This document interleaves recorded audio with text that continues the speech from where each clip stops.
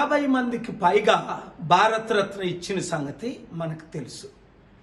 LK Advani గారిని ఎప్పుడో ప్రెసిడెంటో prime మినిస్టరో చేయాలా, కనీసం ఇప్పుడు భారతరత్న ఇచ్చారు.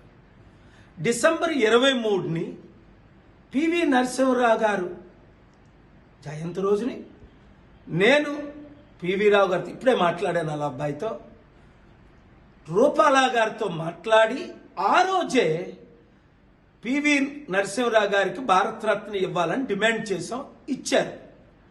అయితే ఇక్కడ చెడ్డ పేరు ఏంటంటే ఒక కులానికే ఒకరిద్దరికే ఇస్తున్నారు. బాలయోగి గారు దళితుడు, స్పీకర్ బాలయోగి అయి దేశమంతా సేవ చేసిన దళితుడు సడన్ మృత్యు చెందినప్పుడు భారతరత్న ఇవ్వాలి కదా. అనేక సార్లు నేను ప్రపోజ్ చేశాను, డిమాండ్ చేశాను, రిక్వెస్ట్ చేశాను. దళితులకైతే ఎవరా? పిఏ సంగమా కంటే షెడ్యూల్డ్ ట్రైబ్లో ఈ దేశంలో గొప్పవారు ఎవరున్నారు?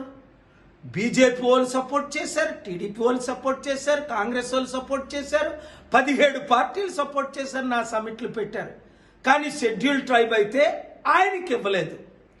అంతకంటే ముఖ్యం మన తెలుగు రత్న ఎన్టీ రామారావు గారి కంటే గొప్పవారు ఎవరున్నారు? అలాంటి ఎన్టీ రామారావు గారికి అన్ని రంగాల్లో చివరికి పొలిటికల్గా కూడా నెంబర్ 1 అయ్యారు. ఆయన దేశాన్ని వడికించారు, బడుగు బలహీన వర్గాలకి పాటుపడ్డారు. అయితే ఆయన బ్రాహ్మణ్ కాదు, కమ్మ అని భారతరత్న ఇవ్వట్లేదని చెడ్డ పేరు వస్తుంది.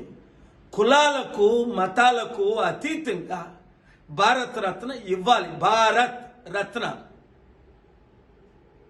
ఇచ్చి తీరాలని ముఖ్యంగా నేను ఇప్పుడు చెప్పిన 3 పేర్లు ఎన్టీ రామారావు గారికి, దళితుడైన బాలయోగి గారికి, షెడ్యూల్ ట్రైబ్ అయిన పిఏ సంగమా గారికి భారతరత్న ఇవ్వాలని తెలుగు జాతి తరపుని, అంతేకాకుండా భారతదేశ ప్రజల తరపున నేను డిమాండ్ చేస్తున్నాను. ఈ వీడియో మోదీ గారికి చేరినంత వరకు అందరూ డిమాండ్ చేయండి, నాతో పాటు షేర్ చేయండి.